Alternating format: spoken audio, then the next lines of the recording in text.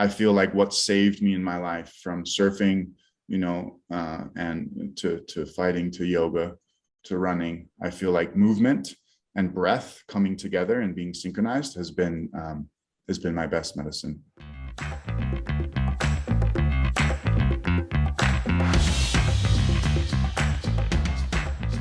Hello and welcome back to another episode of the Thrive State podcast. It's Dr. V, and I am super excited that you're here. It's another Monday, and I love the fact that you get to share this time where you and I get to listen to a guest to elevate ourselves. And on this episode, I'm really pleased to present my guest here, who I met pretty recently. I'm on social media. A good friend of mine introduced me to somebody in the biohacking space. And then, I met this friend, and then all of a sudden he introduces me to our guest today, which is Bear Bailey Bubnis. And you'll get to know him. And he's got such an interesting life story, from being a professional surfer to a professional mixed martial artist to diving into the yogic arts. And this is a guy who actually, trains the mindset and, flow states, to the top CEOs, corporations, and companies out there. And he's just a beautiful, beautiful soul. So I can't wait for you to meet him. Now, if you are new to this podcast, welcome. This is the Thrive State podcast. I'm your host, Dr. V, again, triple board certified MD and a performance and longevity expert. And on this show, I really aim to bring in the people to help elevate you in all different areas of life, particularly in the health and longevity space. But also, I want to bring you people to expose you to all sorts of wealth that is not just our health, our financial wealth, our relationship, and all of those things. So thank you guys for being loyal listeners. If you are new to this podcast, please consider subscribing and stay engaged. I look over all the comments, I look over all the reviews, and I really try to bring you the people that will really help you take your life to the next level. And if you're a loyal listener, thank you so much for being a loyal listener. It is really your loyalty and your engagement that keeps this show going on and really allowing the show to get to the next level. So thank you, thank you, thank you. Do me a favor. If you gotten value from this podcast, go ahead and leave us a review at ratethispodcast.com/Thrive State. That will assure that the show continues to grow. Just thank you again. Now, today, my special guest is Bear Bailey Bubnis. And I can't wait for you to meet him, because he's such a beautiful soul, has such an interesting life story. And today we dive into, the 6 elements of healthy living. Then we also dive into routines and practices and why that's so important. If we want to become the next version of ourselves, it's not thinking and then just doing once. It's constantly being that person. And in order for you to be that person, in order for you to have the habits of that person, you have to build self-discipline. We go into all of that. We go into routines and rituals and why they are important, and how to develop that muscle of self-discipline to actually carve out the time for you to do the things over and over again to become the person you want. So it's such a beautiful conversation. But let me tell you a little bit more about Bear. He was actually born in the island of Kauai in Hawaii. And at a very early age, he was actually sponsored by Billabong, which is a very large surfing apparel company. At the age of 8, he actually began competitive surfing. From 8 to 19, he spent his life traveling internationally and competing professionally with the world's top surfers. At 19, he actually fell in love with the mixed martial arts, or MMA, and he transitioned into his second athletic career as a professional martial artist. It was during that space that he had developed discipline, and he found Ashtanga Yoga. And he actually started his lifelong journey as somebody who studies the yogic practices. Yoga has actually opened Bear to a higher state of conscious living, which inspires him to deep dive into studying health, high performance, and mental well-being. After years of education, Bear actually began to work as a peak performance specialist and coach that focuses on biooptimization, flow states, and performance transformation.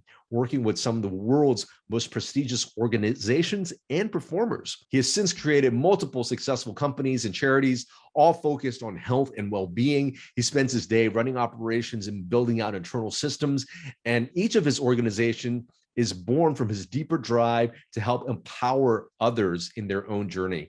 You'll get to meet his soul. You'll get to feel him on this conversation. So ladies and gentlemen, without further ado, here is Bear Bailey Bubnis. Oh man, Bear Bailey Bubnis. Welcome to the Thrive State Podcast, brother. Thank you. I'm happy to be here, Ken. It's a pleasure. It is a really nice meeting. I mean, particularly during the pandemic, I know I haven't gone out as much, but a mutual friend of ours, Roy, invited me over, and he met me through, somebody who was also sort of in the biohacking field who knew of me. And then we all got a chance to have lunch together. And I just had forgotten what it's like to really connect with people and what medicine that connecting truly is, I feel that, man. I feel that. Yeah, it's been a crazy experience for us all, right? And just like the adaptation that we've all made. And I recognize even in myself, just in the way that, I see people relating and that I relate. So I'm stoked Roy brought us all together, though. He is such a bridge or a connector. So yeah. And since meeting, number one, I just really felt what an amazing human being you are. And then two, having a chance to kind of go through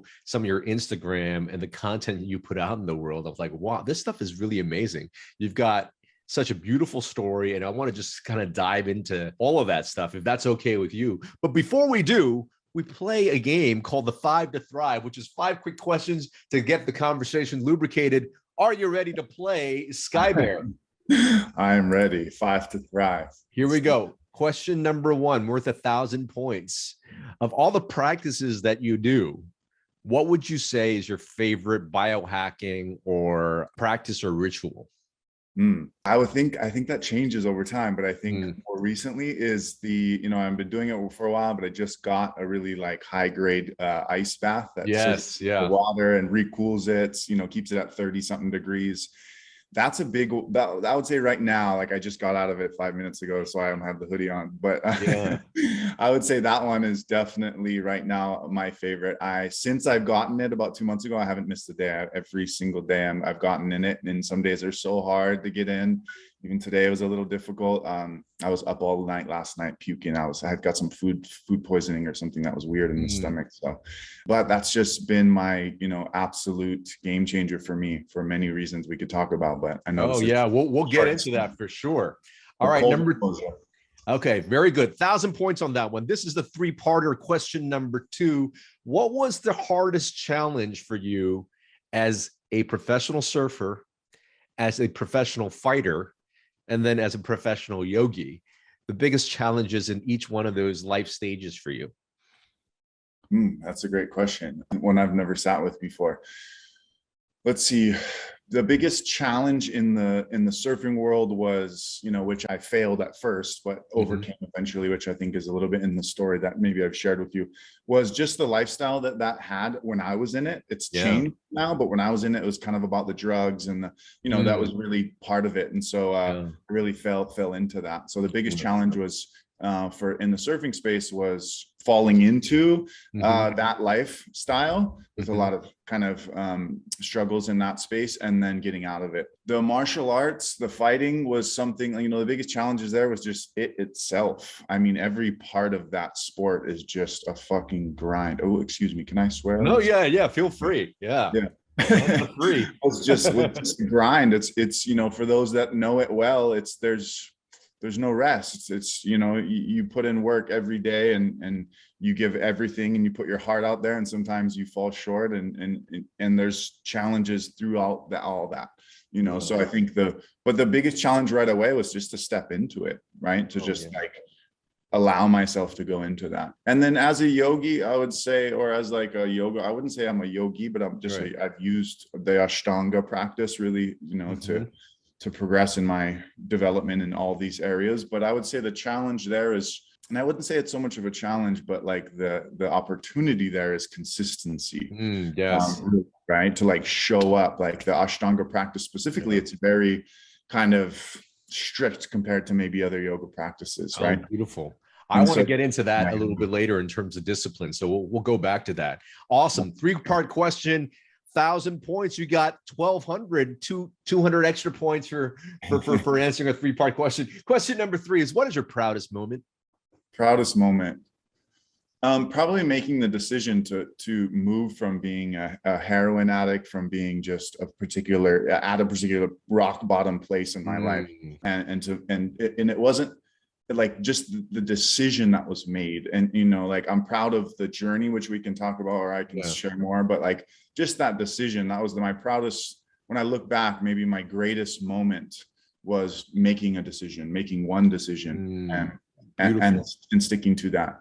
Yeah. Oh, okay. I want to dive into that too, because I know so many people want to lose some weight or get into a more elevated version of themselves, and they make that decision, but they recognize that who they were before were a set of habits, and sometimes those habits are hard to break. So definitely want to dive into that. Question number 4: what do you find most attractive about the opposite sex?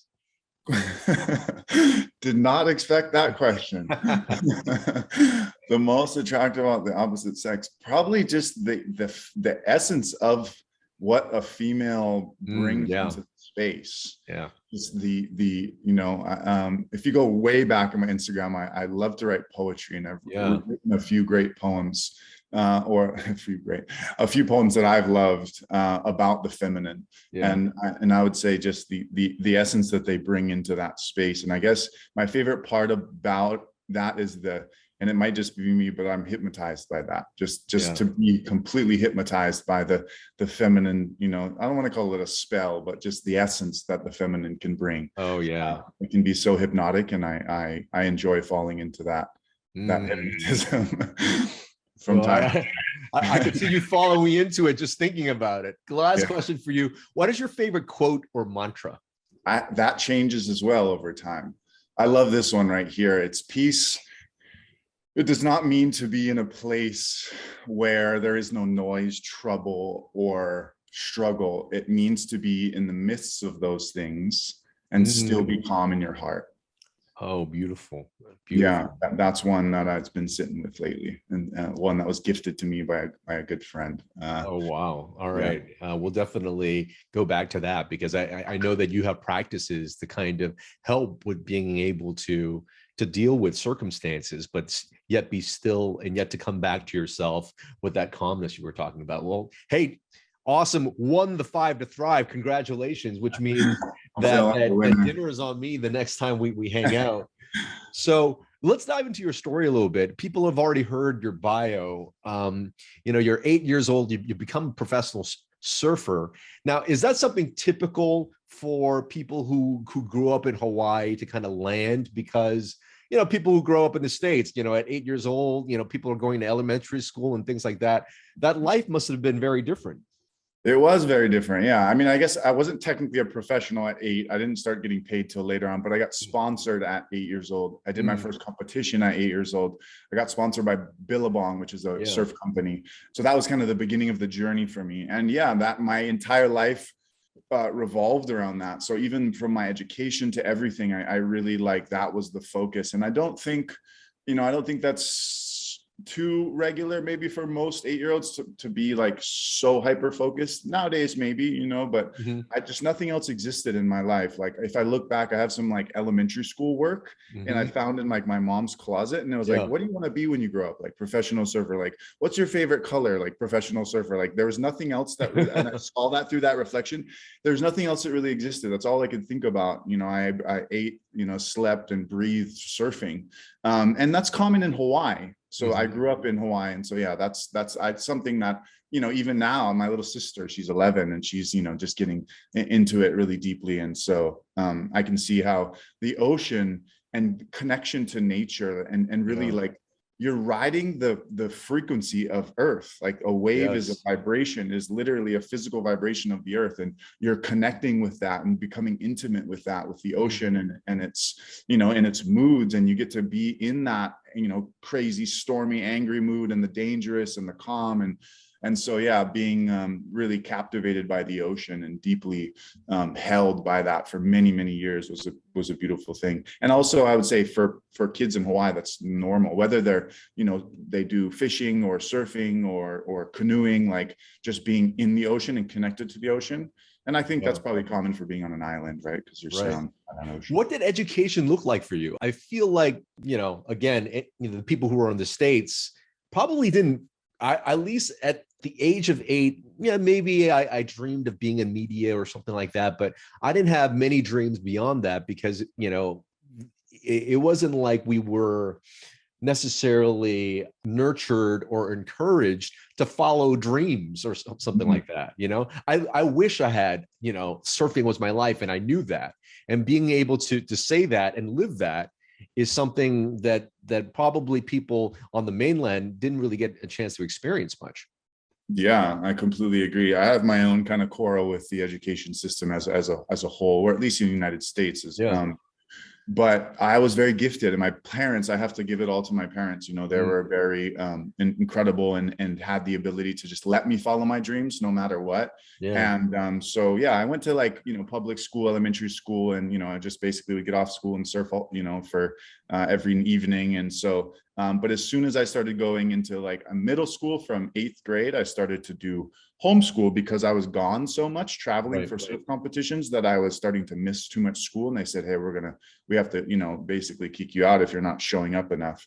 And so then we looked in, and there was actually a group of friends that were all in the surfing world and sponsored. We all kind of stepped into this homeschooling together, which was basically online schooling. And it was nice because all of us would do the same school. And we were all in the same grade. So the parents could kind of bring us together. But it was interesting because me personally, I didn't have much demand. Other kids' parents were like, did you do your homework today? This or that. Like for me, it was just like, they kind of just let me, left it up to me. And at the end of the year, I would pass or I'd fail. So that was before I could even realize it, that was an interesting test of self-discipline for me. That was really powerful. It was and a lot of the stuff, I'm a very curious person. I love learning, but some of the stuff I just wasn't that interested in. So I was able to, move through school pretty easily, got good grades. And then as I started moving into high school, it was really cool because I started to get credit for traveling. So for example, the schools we were doing, I would go to Mexico for a surf trip, but I would pick a tribe there that I would, was in the area, and I would do a report on them or something, and I'd go visit a site. And so I could kind of integrate the life I was living in professional surfing and travel and everything with the education I was having. And I think that, and then later I started a nonprofit for kids, which, I can talk about as well. But I think education is such an important part. And if you look at the real basis of education, right, it is curiosity. And so I was curious about the place that I was at and the tribes that were in that space, coming from Hawaii and being connected, to just the indigenous lifestyle that I grew up surrounded by, or at least reflected. And so, education for me was, and then I went to college for a little bit, and it was just not I studied ancient Hawaiian history, which was really cool, but it just wasn't for me. And that's where I kind of moved into entrepreneurism. I realized I didn't need to go to school to start doing what I wanted to do with my life. So.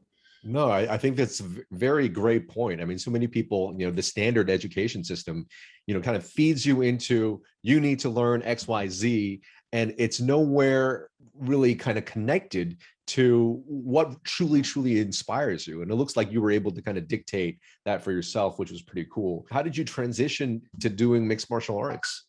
Yes, really mixed martial arts hands down saved my life. I don't know if I'd still be alive, honestly, if it wasn't for, this beautiful man that, came into my life and for this sport that really saved me.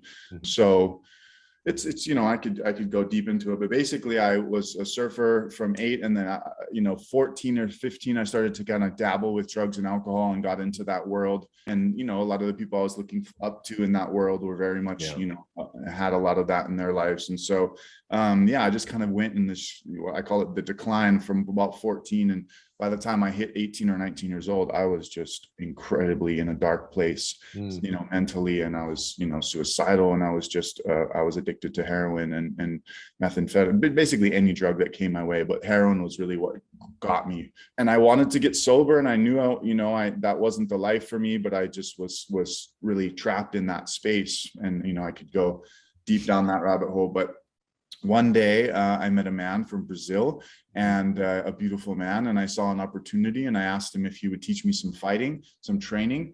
And he kind of was like, looked at me and asked me like, why? And I couldn't answer the question. I went, I don't know. I didn't, looking back, I know now why, deeper why that was.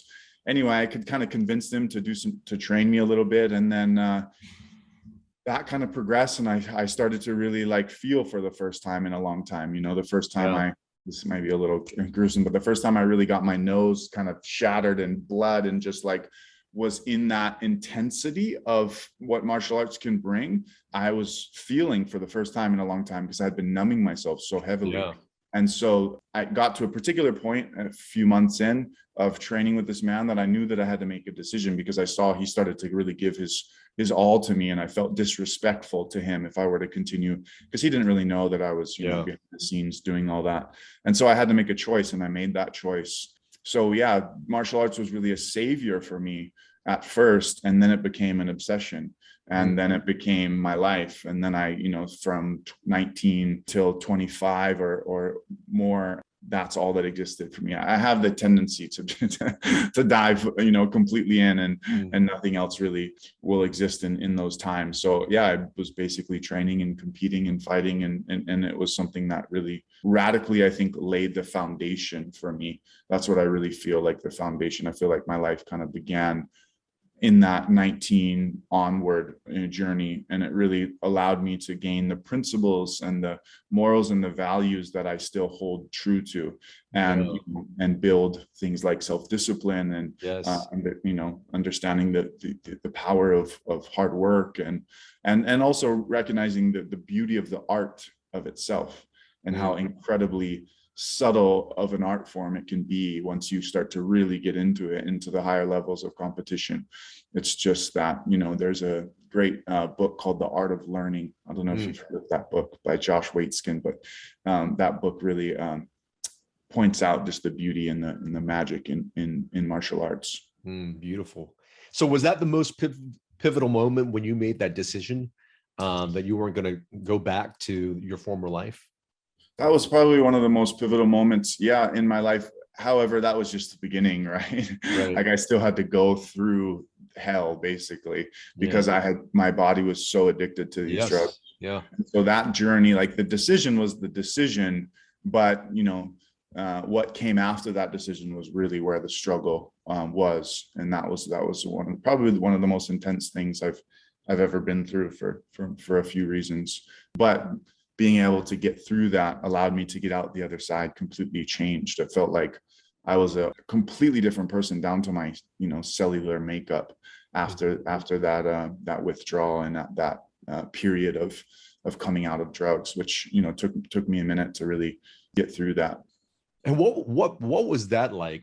Did you make the decision and you never turned back, and you never sort of, made a mistake or reverted back for a day or two, a week, because I realize that's the hardest thing for people to do sometimes, when your body is so habituated to a certain way, and it might not be drugs, it might be food, it might be porn, it might be something else that is that people had latched onto because, their lives were stressed. Were there any relapses? And let's start there, because if you did have some relapses, I wanted to know how you got back on, and if you didn't, how did you actually maintain that?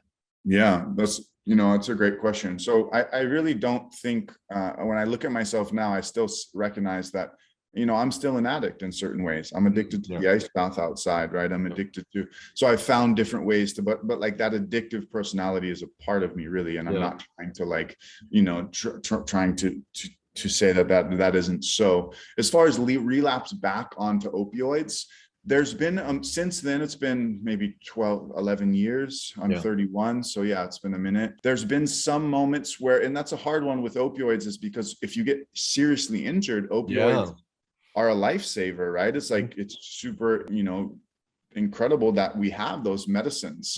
It's just sad that they're so abused, and it's, again, that's a whole nother conversation. But so since then, I think probably once or twice, but it wasn't out of like recreational. It was more like I was in incredible excruciating pain, and I was able to access, through the medical system, that and was able to use it. But I can't explain it, but I have so much, like, someone could come into my house right now and give me that drug, and I could do it right now, and I wouldn't be worried about like relapsing and like going like far down and just becoming a homeless suicide, just because I've overcome it before. So I know that I could do it again, if that makes sense. And I also like it doesn't pull me in like it used to. And I think a lot of that has to do with the healing I've done in my, epigenetic makeup and in my trauma and all that. So it's like, I'm not using these things to numb me anymore. And so I don't think, I'm not too much afraid to fall back into that, even if I were to be given it, or, and others, that's not for everyone. Some people like you give them and then, it just brings them right back. But I think a lot of that has to do with, again, a lot of those, that deeper trauma that we carry around, and those things that are within us. So my healing journey has been a really beautiful holistic journey that has brought me to a point where, I'm not necessarily like sharp as a rake, like, and like some people have to, like, they can't drink, they can't do any, and like they have to just be completely dead sober.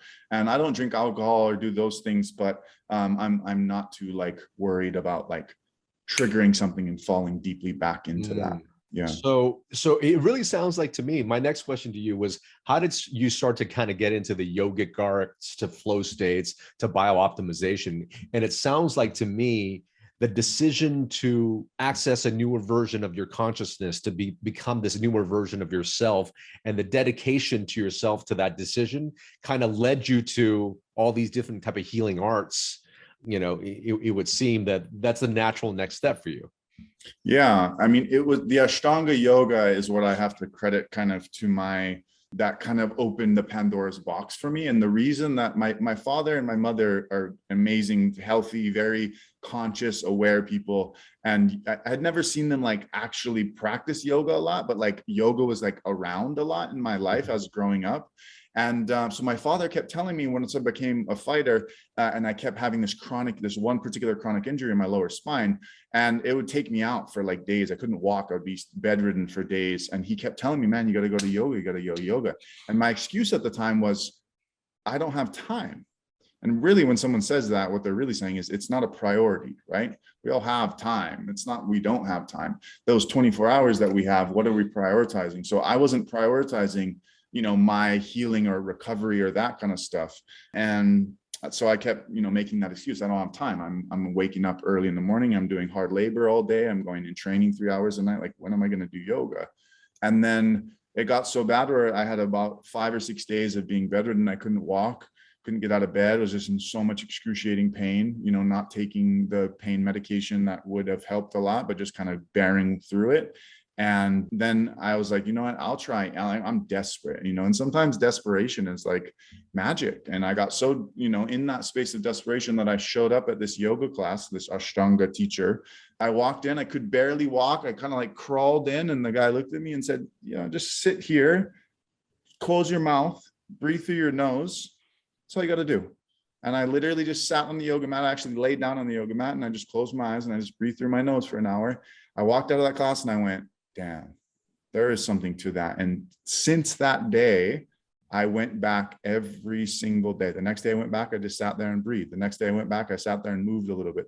And then it just progressed. And I basically went back to that same studio, which was where I was living in Hawaii. And then that just flowered into this Ashtanga practice. And the Ashtanga practice opened my eyes to the Vedic world and to what yoga actually is. Like, what we think of in the Western world as yoga is a small parcel of what yoga actually is, right? The asanas are just a section of that. And so, yeah, yoga really opened my eyes to the Vedic world and the Eastern, wisdom. And that really got me deep into, breath, pranayama, breath work, and just all the things. And then I feel like there's this merging right now in the sense of spirituality and science, where, a lot of the science is kind of showing that these spiritual, knowings are actually backed up, whether it's our auras or whether it's like, all these things that we're finally catching up. Science is catching up and being like, oh yeah, okay, that is actually a thing. And so the BioOptimization and all that kind of stuff, I just have an extreme curiosity for science and for knowledge, and so those kind of the marrying of the Eastern wisdom and knowledge and the Western discovery kind of came together. And I feel like that's where I spend a lot of my time, at those crossroads, right, where those things kind of come together. This episode of the Thrive State podcast is brought to you by the Thrive State Accelerator. The Thrive State Accelerator is actually a home course that I developed using the exact same techniques I work with my celebrity clients, CEOs, and executives on how to get them to the Thrive State. The Thrive State Accelerator teaches you how to master your 7 bioenergetic elements. That's sleep, nutrition, movement, stress and emotional mastery, relationships, our thoughts and mindset, as well as purpose. In this Thrive State Accelerator, you're also going to get a bonus module on optimization. That's how I talk about supplementation, peptides, all the optimization techniques I use with my clients to get them to the Thrive State. Now, for some of you who are just joining us for the first time, you guys might be wondering, what is the Thrive State? Well, the Thrive State is actually the energy, the epigenetic environment we give to ourselves, telling our DNA how to act and how to respond. And if we want optimal health, longevity, and peak performance, if we can master these 7 bioenergetic elements, our ability to have those 3 things that we just said, optimal health, longevity, and peak performance, is at its greatest. And it also prevents you from getting chronic symptoms like brain fog, being overweight, feeling sluggish, acne, pain, all these chronic symptoms, as well as preventing you from getting chronic disease. So getting to that Thrive State is really getting to that state to master being that very best version of yourself, so you could show up for you, for your family, for your business, everything that's important to you. So go ahead, check it out right now at kienvu.com/accelerator and use coupon code podcast25 for 25% off. Now back to the podcast. Well, that's beautiful. I completely agree with you. Now that I'm actually the talk I'm giving in Vegas in the longevity conference is, how ancient wisdom of physical movement, of our social, spiritual, mental, and emotional energies actually affect our DNA. And now I can actually speak to it because now we actually have data to what those energies do to our telomeres, to different gene sequences. So that's really, really cool. So the science definitely is catching up. Now, I know you work with, corporations, you work with high net worth people to really kind of get them optimized. And so I want to ask you, what do you find are really the fundamentals of having a balanced life? That's a great question. The fundamentals of having a balanced life. One of the things that I help people look at in some of the work that I do is what I call the 6 keys to living, which are kind of just the 6 fundamental needs for human survival, and really kind of taking a holistic approach to that and looking at, okay, what are we like? What are the absolute basics that we need to survive? And I'm not going into like the psychological space. I'm just going like what does the body need? And I guess the body mind needs for survival. So I think like at the very, very fundamentals, there's looking at our nutrition, looking at our our hydration and what type of water that we're ingesting, looking at, our movement, looking at, our breath, looking at just some of the, really fundamentals of life as a human being and the human experience, and what those, and how, like, I'll give you an example, like we could just through one of those keys, we can change our entire, life radically with the way that our brain is wired and the way that our body is formed, like just in nutrition, right? And you know this, just by changing your diet, you can change the way you think, the way that you feel, the way that you look. The way Absolutely. your entire existence is changing just because you changed your diet. Yeah. Now, what happens when we look at all those things at once, in a sense, and what happens when we take a kind of a holistic approach and not make huge drastic changes, but subtle shifts all in these fundamentals? And what you see there is you see like a rising of the vibration of that human being, right? Yeah. And so like working with people and looking at just some of the fundamentals there of just, okay, let's look at what are you putting in your body, right? What is the nutrition that you're putting in? What is the quality of the water that you're putting in? What is the quality of the breath that you have, right? What are the quality of connections or relationships that you have in your life, right? What is the quality of your movement? So these are just some of those fundamentals that I love to kind of go in and explore with people, and everyone's at different places in their journey, and there's always room for improvement. There's some masters out there, but I haven't mastered all 6 yet. There's always room for growth. So, and let's go over those 6. I heard nutrition, I heard hydration, I heard breath, I heard connection, I heard, did I already say movement? What were the 6 again? So I like to start with, I'll start in the beginning of like, what's the most fundamental need for human survival? And I ask people this all the time, and it's funny because nobody ever answers this. I say, what is the most fundamental need for our human survival? And most people are like, oh, food or water, but nobody ever says breath. And, if you look at the human body and you go, okay, you can go months without food, you can go days without water. Hold your breath and see how long you last, right? So really the breath is something that I'm really passionate about, and that's really where I'll start. And so I go in like that, again, order of what I think is most important, not most important, but like most crucial to the survival, but we go through all of them. So the first one is breath. The second one is sleep, right? Yeah. That's the one I didn't bring up. So I go breath, I go sleep, water, which is something that I'm, involved and really passionate about, nutrition, right? Movement and connection, right? And connection to other beings, but also connection, just not necessarily connection back to self. That's like a whole nother, maybe the 7th key, but connection to nature, to a pet, to a human being. So I make subtle shifts I give people like little kind of ways to progress in each one. So in the breath, if I had to just give like one thing for each thing, the breath, I would say, close your mouth, right? I sleep, for example, with my mouth taped shut. Yeah. With these, and, I'm sure you've heard of maybe The Oxygen Advantage by Dr. Patrick McEwen and these other books, but just kind of understanding. And that's where the Vedic, right, where the ancient knowledge is meeting the science, which is, okay, basically what we're finding is like, breathe through your nose whenever it's possible. Like just keep your mouth shut as much as you can, right? Unless you're talking, right? Or unless you're intentionally, a lot of the breath stuff that I teach, where you're intentionally using the mouth and the breath to, to activate certain aspects. So when it comes to breath, I would say, close your mouth. When it comes to sleep, I would say, probably Why We Sleep by Matthew Walker is a book you maybe heard of before. One thing that I can't do without, which is interesting, is complete light deprivation. I have to cover my eyes so there's no light at all. That's been a huge game changer. My mom taught me when I was young, and I literally can't go without it. Another one in sleep is just having an alarm to go to bed. And that's where Matthew Walker says it's probably the number one thing you can do, is just like you have an alarm to wake up, have an alarm to go to bed.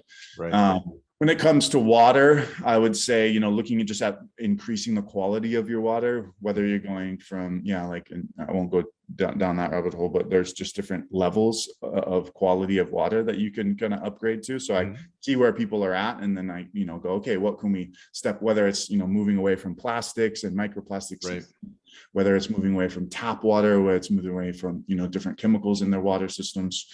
Nutrition, that's a whole huge world of itself. I've really explored in many, many different types of nutrition. I think we had a little talk and so me personally, I'm more plant-based, but I don't push that on people. I say the 3 things for food, or the 2 major things I say for food, is local first. So like a lot of incredible science, I think, like around, like if you actually are eating things from your surrounding environment, And so I tell people, like, local first. If you can get food that's local to your environment, of course, having it be organic and those things, but like, can you go to farmers markets and get things that were grown right up the street, right? Can you integrate into your diet more local stuff that was in your environment? Because I personally think, and I don't know a lot of the science that backs this, but I think that if you're living in a particular environment, the foods that are growing in that environment are going to benefit you in that space more than any other foods, right? Yeah. And so that is, and then whole foods, really just moving away from processed foods, right? Those are like two great ways to start. When it comes to movement, just kind of getting out and just consistency of moving every day. I think is 20 minutes a day, just get your heart rate up, if you can do that in some way. And then connection, just spending some time in allowing yourself to come into a deep place of presence, whether that's with another human being, or whether that's with the trees outside, or whether that's with your pet.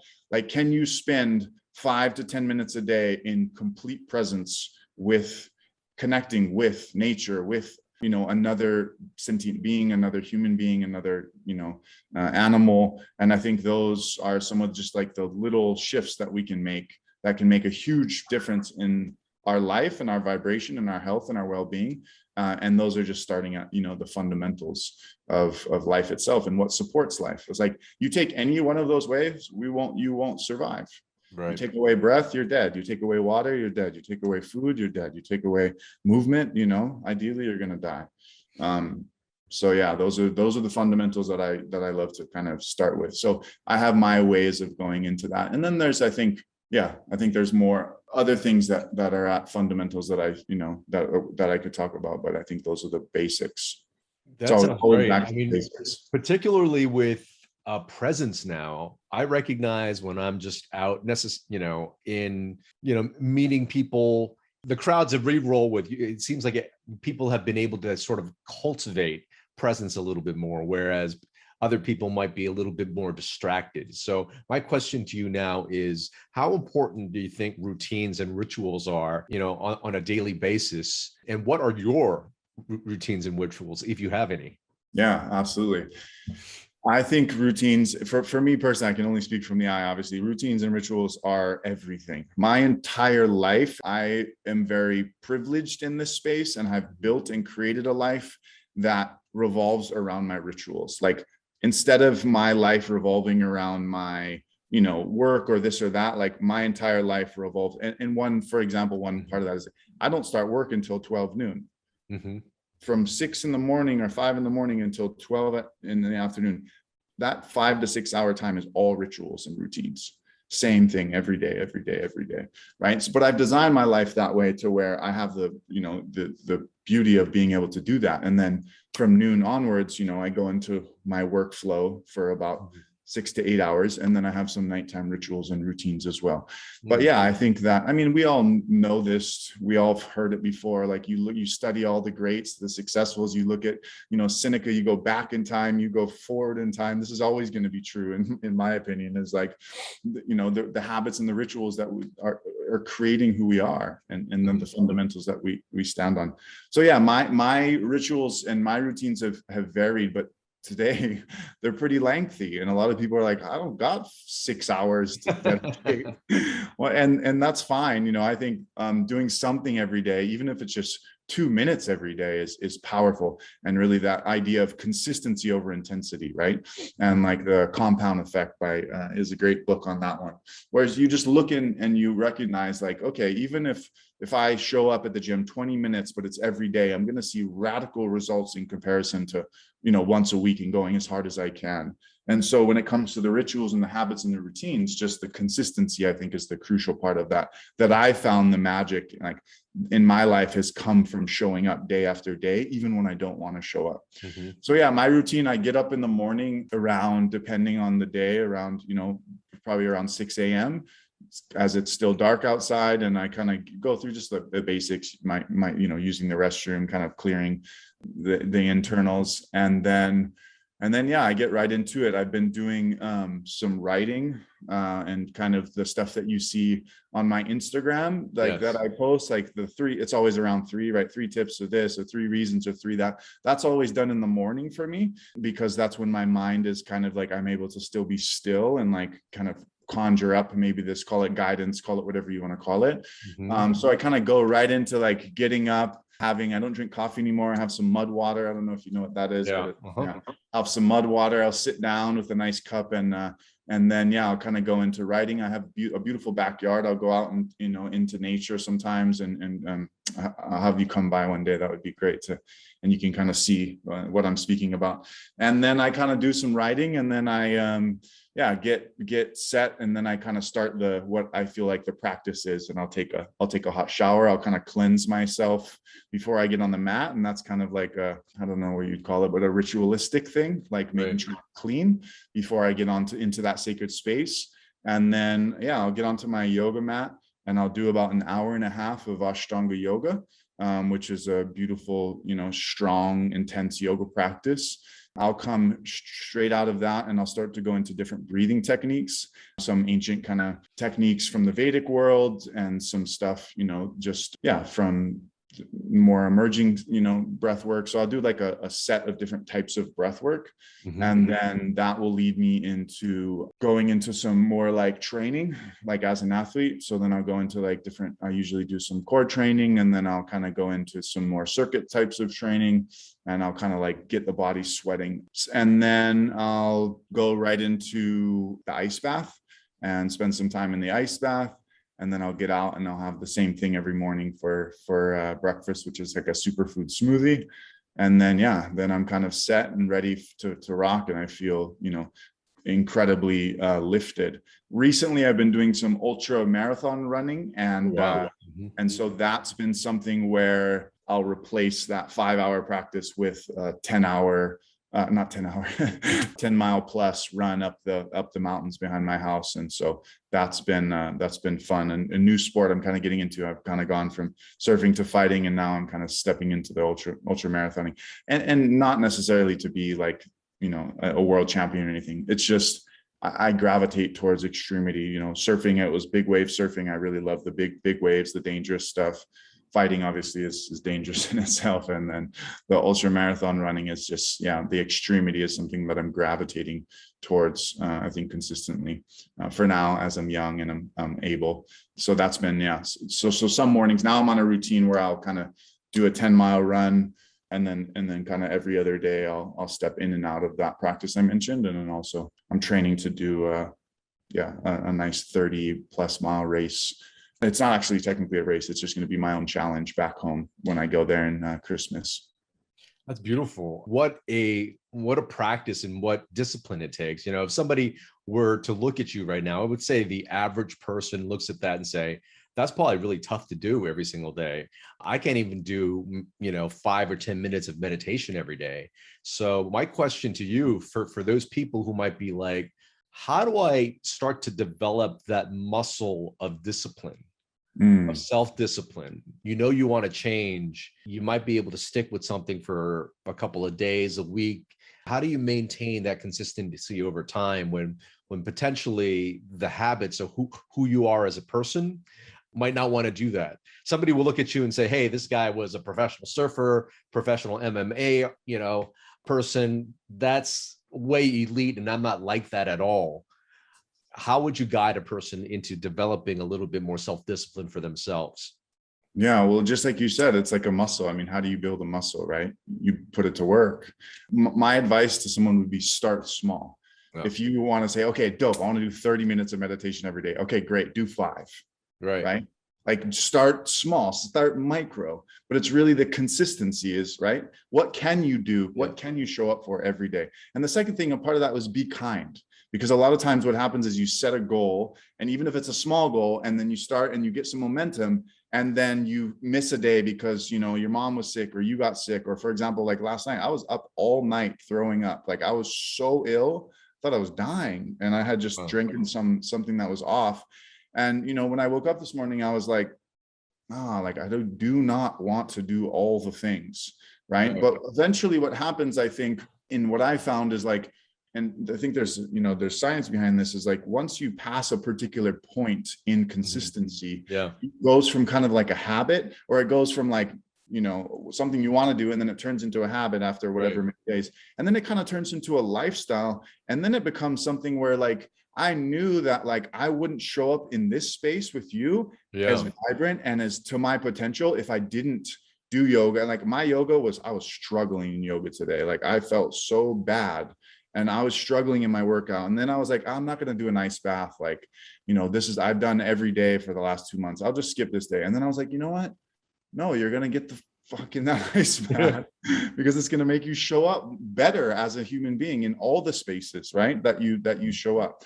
And so I think eventually what happens is you start small and you build off of the wins and you create momentum in that space and you see what it's like. It feels so good to stay true to yourself, to say that you're going to do something and to do it. There's nothing better than like having that feeling of like, I've done that, and not for him or her or anyone other than yourself. And so I would say start small. And like when I say small, like take whatever you're going to commit to and like cut it in half or even in a third. Like start really small and say, can you show up for 30 days at 5 minutes a day for meditation, right? And then you can always, and then you build. And like my practice wasn't always 5 to 6 hours every day. My practice started very well. The yoga was kind of the beginning of what I felt like really, really showing up consistency. And that was like an hour and a half, but like I would go and I drive and it was just a place that I went and that was cultivated. And sometimes I would go in and be like, I'm just going to stay for 20 minutes. But once I was there, I have another great friend who's a ultra marathon runner. And he talks about it every day. Like he puts me to shame. Like he gets up and grinds day after day after day. He's an inspiration for me. And, we talk about it all the time. And he's like, yeah, man, I get up in the morning and like I want to do anything other than put my shoes on and go running, or put my shoes on and get the grind. But, I put them on and I start. And once the sweat starts flowing, and then you're just like, oh, like, I'm so glad I showed up. Like in the ice bath today, I was sitting in there. It was painful. It was hard, but I was just started laughing. And I was like, I almost didn't do this. Right. But here I am. And so I think my advice to people would be start really small, build on that, that momentum, and then grow over time. And then eventually, you can step into a place. And I recognize I don't have kids. I'm not married. I have a lot of time to be able to cultivate these practices, but I'm going to do everything in my power when I do have children and I do have a family to still like, I don't know, if I have to wake up at 3 a.m. so the first few hours are, in darkness and I can put in that work, then I think, that's what I'm going to do, because because once you have it, it turns into a lifestyle and you can't imagine life without it. I cannot I will practice yoga until the day that I die.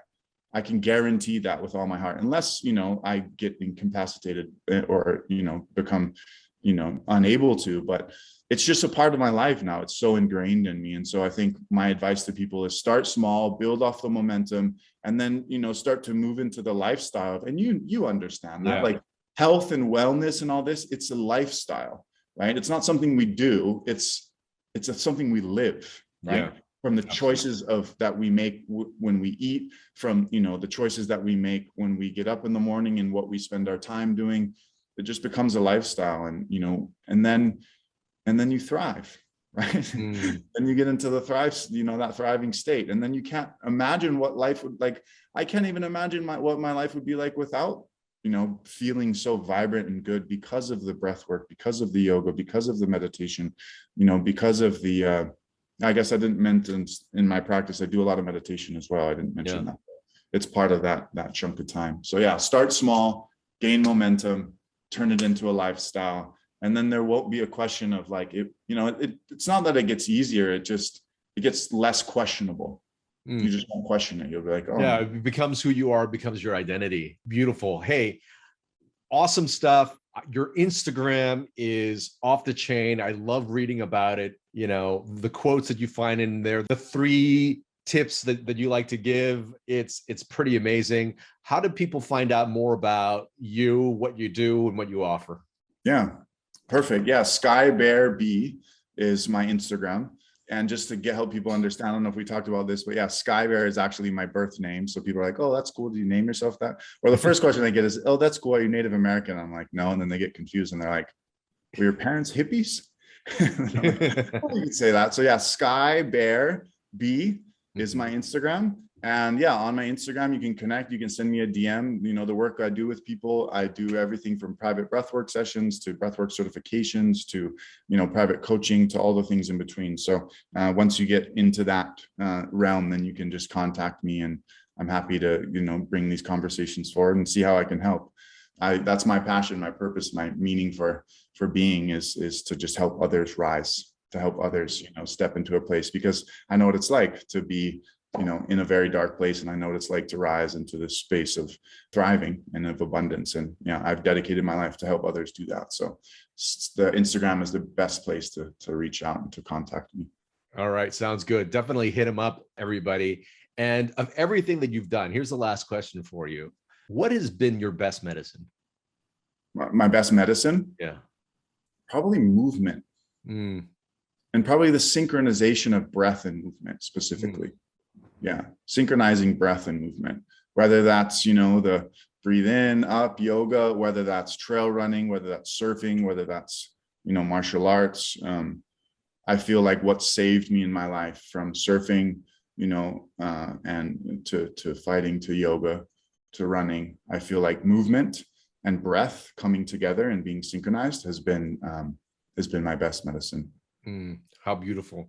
Sky Bear, it has been an honor to host you on the Thrive State podcast. You gave so much awesome value today. I hope people take home those 6 fundamental things to life, and how to build a little bit more discipline. Remember to start small. Sky Bear, great having you. Hey, thanks, Kien. I really appreciate you having me. And to all those that are listening in, thanks for your love that you give him and me. And we believe in you to thrive. It's up to you. We're here to help. Awesome. I hope you enjoyed that episode of the Thrive State podcast.